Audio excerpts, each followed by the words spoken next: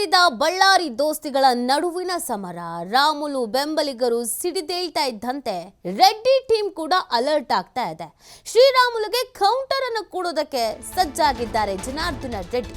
ಕೊನೆಗೂ ಬಳ್ಳಾರಿಯಲ್ಲಿ ಪ್ರತ್ಯಕ್ಷವಾದ ಜನಾರ್ದನ ರೆಡ್ಡಿ ಬಳ್ಳಾರಿಗೆ ಬರ್ತಾ ಇದ್ದ ಹಾಗೇನೆ ಕೂಡ್ಲಿಗಿಯಲ್ಲಿ ರಾಮುಲು ಕೂಡ ಆಕ್ಟಿವ್ ಆಗಿದೆ. ಇಬ್ಬರ ಬೆಂಬಲಿಗರಿಗೂ ಕೂಡ ಜಿದ್ದಿನ ಮುನಿಸಿನ ವೇದಿಕೆ ಸಜ್ಜಾಗಿದೆ. ರಾಜ್ಯ ಬಿಜೆಪಿ ತಲೆನೋವಾಗ್ಬಿಟ್ಟಿದೆ ರೆಡ್ಡಿ ರಾಮುಲು ಅವರ ಸಮರ. ಆಸ್ತಿ ಗಲಾಟೆ ಹೈಕಮಾಂಡ್ ಅಂಗಳ ತಲುಪಿದ್ರೂ ಕೂಡ ತಣ್ಣಗಾಗ್ತಾ ಇಲ್ಲ ಈ ಫೈಟ್. ಇಬ್ಬರೂ ಕೂಡ ನಾನೇನು ಕಮ್ಮಿ ಇಲ್ಲ ಅಂತ ಜಿದ್ದಿಗೆ ಬಿದ್ದುಬಿಟ್ಟಿದ್ದಾರೆ. ಇಬ್ಬರೂ ಪ್ರತಿಷ್ಠೆಯಾಗೆ ತೆಗೆದುಕೊಂಡಿದ್ದಾರೆ. ಅವ್ರು ಸೈಲೆಂಟ್ ಆಗಲಿ ಇವ್ರು ಸೈಲೆಂಟ್ ಆಗಲಿ ನಾನು ಯಾಕೆ ಸುಮ್ಮನಿರಬೇಕು ಅನ್ನುವಂಥ ಮನಸ್ಥಿತಿಗೆ ಬಂದ್ಬಿಟ್ಟಿದ್ದಾರೆ.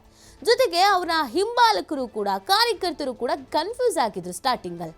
ಯಾರು ಪರವಾಗಿ ನಿಂತ್ಕೊಳ್ಬೇಕು, ಯಾರ ಜೊತೆಗೆ ಓಡಾಡಬೇಕು ಅಂತ. ಈಗ ರಾಮುಲ್ದೇ ಒಂದು ಟೀಮ್ ಆಗಿದೆ, ರೆಡ್ಡಿದೇ ಒಂದು ಟೀಮ್ ಆಗಿದೆ. ಹೈಕಮಾಂಡ್ ನಾಯಕರು ಬುದ್ಧಿ ಹೇಳಿದ್ರು, ದುಡುಕ್ಬಿಡಿ ಅಂತ ಹೇಳಿದ್ರು, ಸಂಧಾನ ಮಾಡೋಣ, ಮಾತುಕತೆ ನಡೆಸೋಣ ಅಂತ ಜವಾಬ್ದಾರಿಗಳನ್ನು ಪ್ರಹ್ಲಾದ್ ಜೋಶಿಗೆ ವಿಜಯೇಂದ್ರ ಅವರಿಗೆ ಕೊಟ್ಟರು ಕೂಡ ಅದ್ಯಾಕೋ ವರ್ಕೌಟ್ ಆಗುವಂತೆ ಯಾವ ಲಕ್ಷಣವೂ ಸದ್ಯಕ್ಕಂತೂ ಕಾಣಿಸ್ತಾ ಇಲ್ಲ. ಒಂದು ಕಾಲದ ಸಹೋದರರು ಅಂತ ಕರೆಸ್ಕೊಳ್ತಾ ಇದ್ದವರು, ಸ್ನೇಹಿತರು ಅಂತ ಕರೆಸ್ಕೊಳ್ತಾ ಇದ್ದವರು ಇದೀಗ ಸವಾಲ್ ಹಾಕೋದಕ್ಕೆ ರೆಡಿಯಾಗಿ ನಿಂತು ಬಿಟ್ಟಿದ್ದಾರೆ. ನಾನೊಂದು ತೀರಾ ನೀನೊಂದು ತೀರಾ ಅಂತ ಆಗ್ಬಿಟ್ಟಿದ್ದಾರೆ. ಇಬ್ರು ಕೂಡ ಪ್ರತಿಷ್ಠೆಯಾಗಿ ತೆಗೆದುಕೊಂಡಿದ್ದಾರೆ. ಅವರು ಆ ಕ್ಷೇತ್ರಕ್ಕೆ ಹೋದ್ರೆ ಇವ್ರು ಈ ಕ್ಷೇತ್ರಕ್ಕೆ ಬರ್ತಿದ್ದಾರೆ, ಇವ್ರು ಈ ಕ್ಷೇತ್ರಕ್ಕೆ ಹೋದ್ರೆ ಅವರು ಆ ಕ್ಷೇತ್ರಕ್ಕೆ ಬರ್ತಾ ಇದ್ದಾರೆ. ಒಟ್ಟಿನಲ್ಲಿ ಹೈಕಮಾಂಡ್ಗಂತೂ ಇದು ತಲೆಬಿಸಿ ಕೆಲಸ ಆಗ್ಬಿಟ್ಟಿದೆ. ಇನ್ನೊಂದು ಕಡೆಯಲ್ಲಿ RSS ಕೂಡ ಕೋಪ ಮಾಡಿಕೊಂಡಿದೆ. ನಿಮ್ಮ ವೈಯಕ್ತಿಕ ಪ್ರತಿಷ್ಠೆಗೆ ಪಕ್ಷದ ಪ್ರತಿಷ್ಠೆಯನ್ನು ಹಾಳು ಮಾಡಬೇಡಿ ಅಂತ ಬುದ್ಧಿ ಮಾತು ಹೇಳೋ ಕೆಲಸವನ್ನು ಕೂಡ ಮಾಡಲಾಗ್ತಿದೆ. ಆದರೂ ಇಬ್ಬರು ನಾಯಕರು ತಲೆ ಕೆಡಿಸ್ಕೊಳ್ತಾ ಇಲ್ಲ.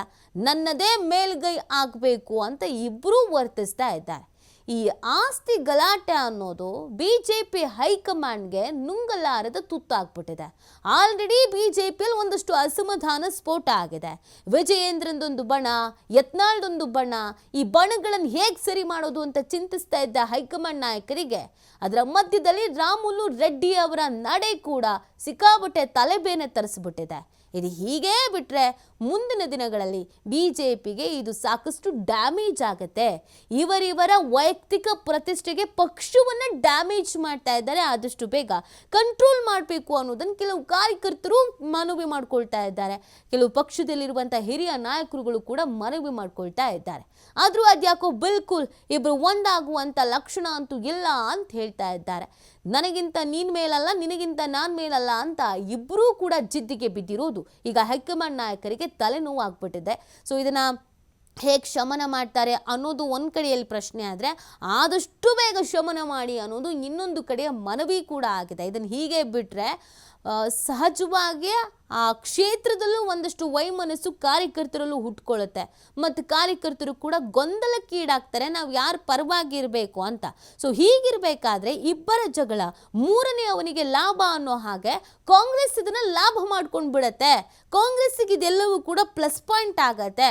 ಹಾಗಾಗಿ ಈಗಲೇನೆ ಚಿಗುರಬೇಕಾದ್ರೇ ಇದನ್ನು ಚುಟ್ಟುವಂಥ ಕೆಲಸವನ್ನು ಮಾಡಬೇಕು ಅಂತ ಬಿಜೆಪಿ ಮುಂದಾಗ್ತಾ ಇದ್ರು ಕೂಡ ಅದ್ಯಾಕೋ ವರ್ಕೌಟ್ ಆಗುವಂಥ ಲಕ್ಷಣ ಸದ್ಯಕ್ಕಂತೂ ಕಾಣಿಸ್ತಾ ಇಲ್ಲ.